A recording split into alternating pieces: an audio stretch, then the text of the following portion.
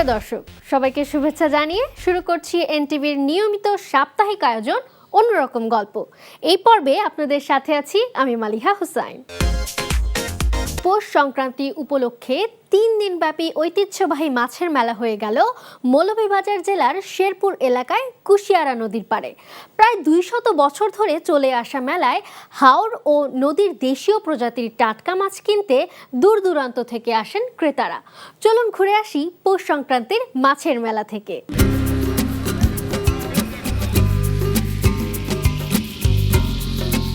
মৌলভীবাজার, সিলেট ও হবিগঞ্জের সীমানা ঘেঁষে শেরপুর এলাকায় প্রতি বছর বসে এই ঐতিহ্যবাহী মাছের মেলা।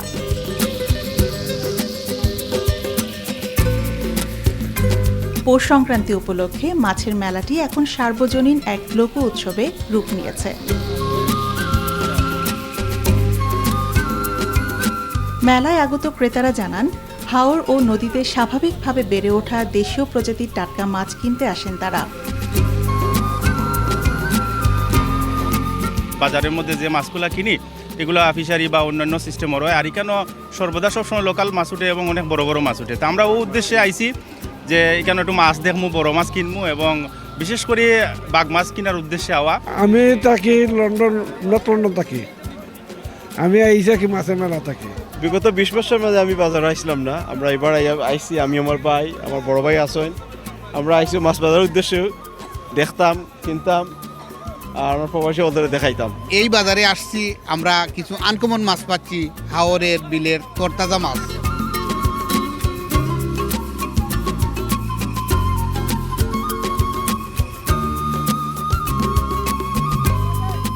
কুশিয়ারা নদী, হাকালুকি হাওর, কাওয়াদিঘি হাওর, হাইল হাওর ও সুনামগঞ্জের টাঙ্গুয়ার হাওর সহ দেশের বিভিন্ন স্থান থেকে মৎস্য ব্যবসায়ীরা দেশীয় প্রজাতির রুই, কাতলা, বোয়াল, বাঘাইর ও আয়ের মাছ সহ বিশাল আকৃতির মাছ নিয়ে আসেন মেলায়।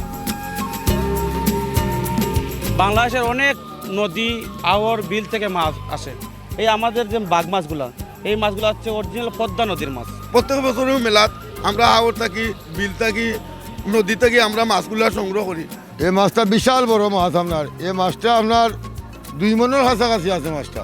এই মাছটা গাঙ্গে স্টক করে রাখি দেয় দোলবাঙ্গা, তার মেলার উপলক্ষে আপনার মাছ মারে। আমরা আপনার যেটা মাছের রাখতে কিনে আনছি।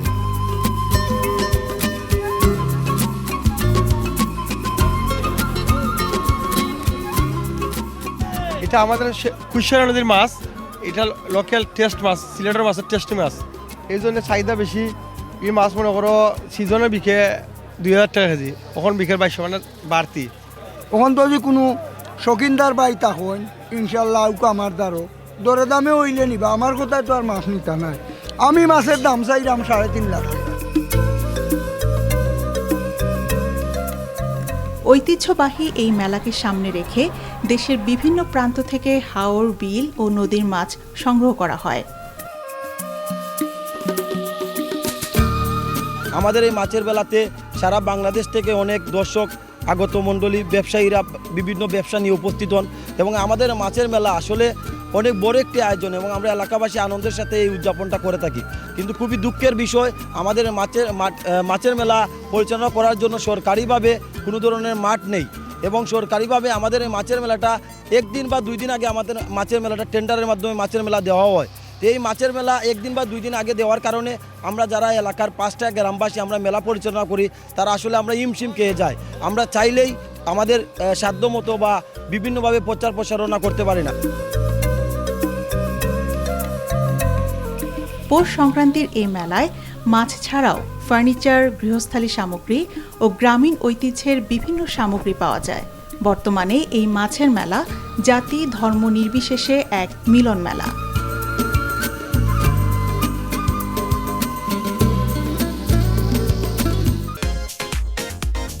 নাইজেরিয়ার লাগোসে পোষা কুকুরদের জন্য আয়োজন করা হয় এক ব্যতিক্রমধর্মী কার্নিভাল।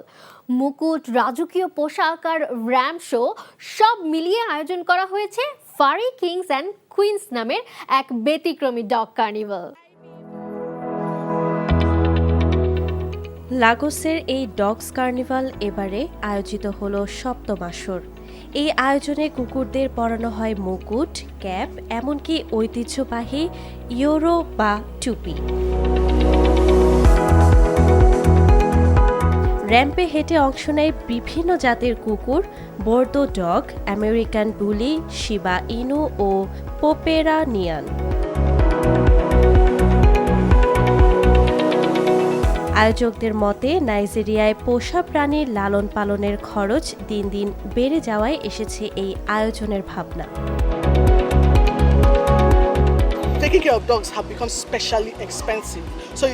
কুকুরদের দেখভাল এখন অনেক ব্যয়বহুল।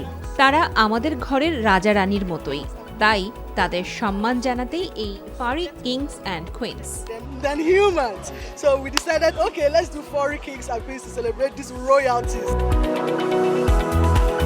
কার্নিভালে দেয়া হয় বিভিন্ন সম্মাননা, king of the south, duchess of Cambridge এবং সবচেয়ে আকর্ষণীয় পুরস্কার dog of the year.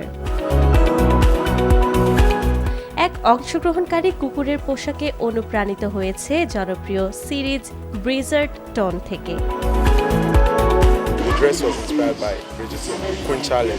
Cocoa খুবই প্রাণবন্ত, সে সবার সঙ্গে মিশতে ভালোবাসে, তাই ওর জন্য এই রাজকীয় পোশাক। অনেক মালিক বলছেন এই আয়োজন কেবল প্রতিযোগিতা নয়, এটি পোষা কুকুরদের সামাজিকভাবে মেলামেশার সুযোগও তৈরি করছে।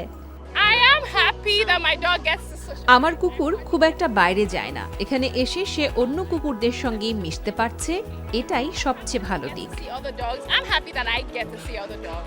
আয়োজকরা জানিয়েছেন আগামী বছর এই কার্নিভাল আরও বড় পরিসরে আয়োজনের পরিকল্পনা রয়েছে। লক্ষ্য একই স্থানে সবচেয়ে বেশি কুকুরের জমায়েত ঘটিয়ে গিনেস ওয়ার্ল্ড রেকর্ড করা। লাল সবুজের পতাকা নিয়ে বিশ্বের ১৮৪টি দেশ পরিভ্রমণ করে অনন্য রেকর্ড গড়েছেন লক্ষ্মীপুরের মেয়ে নাজমুন নাহার সোহাগী। সর্বশেষ আটলান্টিক মহাসাগর পারের দেশ বাহামা পরিভ্রমণের পর তুলে ধরেছেন তার নানা অভিজ্ঞতার কথা। পাড়ি দিয়েছেন ম্যানগ্রোভ জঙ্গল, সুউচ্চ পর্বতশৃঙ্গ, সমুদ্র, মরুভূমি চষে বেড়ানো এই ভ্রমণ কন্যা।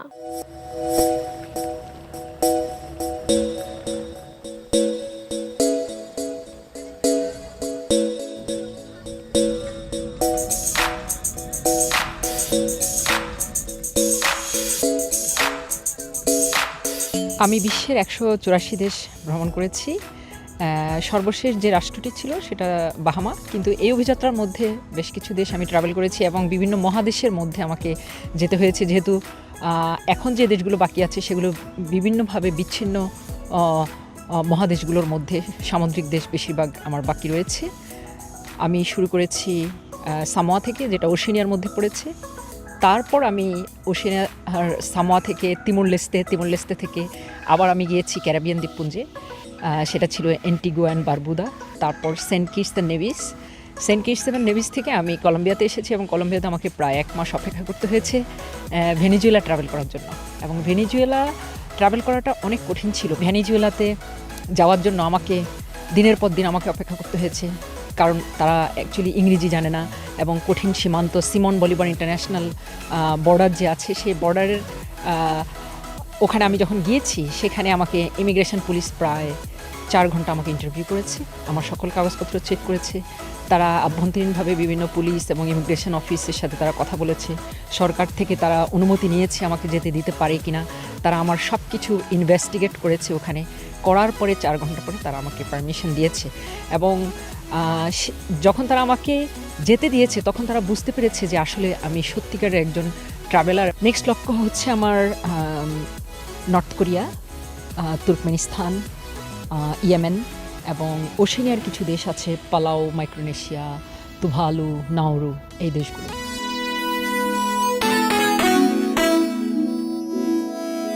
আমি ইসরায়েলে গিয়েছি, কারণ আমাকে ফিলিস্তিনে যাওয়ার জন্য ইসরায়েলে আমাকে যেতে হয়েছে। ইসরায়েলে আমি যখন গিয়েছি এবং সেটা জেরুজালেম আমি ট্রাভেল করেছি, এবং জেরুজালেমে যখন আমি ট্রাভেল করেছি তখন আমার কাছে মনে হয়েছে আমি সেই পূর্ব ফিলিস্তিনের মধ্যে আছি। ফিলিস্তিনে সেই আলাক্সা মসজিদে নামাজ পড়েছি। আলাক্সার সামনে অসংখ্য পুলিশ আর্মি দাঁড়িয়েছিল এবং আমাকে সূরা ফাতিহা জিজ্ঞেস করেছে এবং আরও অন্য কোনো সূরা পারি কিনা সেটা আমাকে পরীক্ষা নিয়েছে, আমি আসলে কি মুসলমান কিনা সেটা তারা সব কিছু চেক করার পরেও কিন্তু তারা দোয়া জিজ্ঞেস করে এবং সেটা আমি পড়েছি এবং আমি যখন আমি পেরেছি তখন তারা আমাকে ভিতরে ঢুকতে দিয়েছে এবং সেখানে বোরকা পরে খুব সুন্দর করে ওখানে আল-আকসার ভিতরে নামাজ পড়া এটা আসলে একটা খুবই ঐশ্বরিক একটা ব্যাপার। আমি যে ওখানে যেতে পেরেছি, ওখানে নামাজ পড়তে পেরেছি, সেই অনুভূতি এখনও আমার ভেতরে কাজ করে, যেটা আমাদের মুসলিম বিশ্বের সকল মানুষের জন্য, মুসলমানদের জন্য এক ধরনের একটা অনুভূতির জায়গা।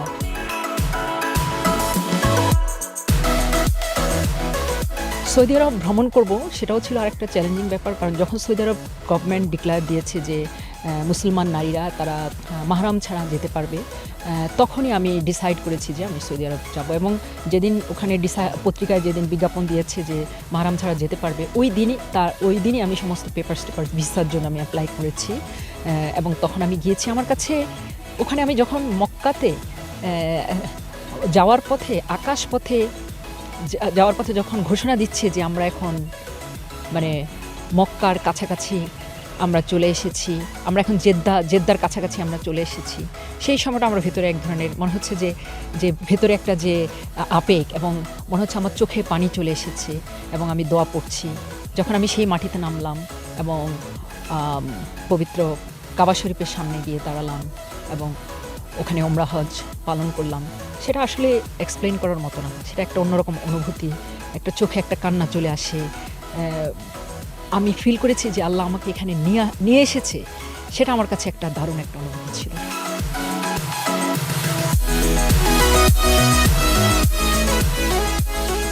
এ যাবৎ আমি প্রায় 7 বার মৃত্যুমুখে পতিত হয়েছি। কখনো পাহাড়ে 14,200 ফিট যখন পেরু রেইনবো মাউন্টেন উঠেছি, তখন কিরগিজস্তানের আলারচা মাউন্টেনে, তারপর ইথিওপিয়ার গভীর জঙ্গলে ভ্রমণ করার সময়, এরপর কোস্টারিকার যখন প্যাসিফিক থেকে কোস্টারিকার যে কঞ্চাল সমুদ্র সৈকতে গিয়েছি, সেখানে নদী ক্রস করার নদীর মধ্যে পড়ে আমি স্রোতে ভেসে যেতে লাগছিলাম, সেই সময় আমার মৃত্যুমুখে আমি পতিত হয়েছি।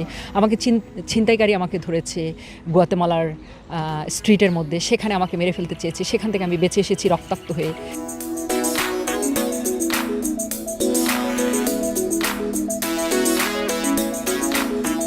আমার লক্ষ্য যত দ্রুত সম্ভব যে আমি পৃথিবীর এই বাকি দেশগুলো আমি ট্রাভেল শেষ করব, কারণ একটা লক্ষ্যে অর্জনে পৌঁছানোর জন্য অনেক প্ল্যান পরিক্রমা লাগে, অনেক প্রস্তুতি লাগে। যখনই আমি যেমন গত 6 মাসে আমি বেশ কিছু কান্ট্রি আমি ট্রাভেল করেছি, এখন আবার আগামী বাংলাদেশে এসেছি, আরও 5টা দেশ ট্রাভেল করার জন্য আমি এখন প্ল্যান প্রস্তুতি নিব। তবে আমার ইচ্ছে আছে নেক্সট 1 বছরের মধ্যে বাকি দেশগুলো সম্পন্ন করার।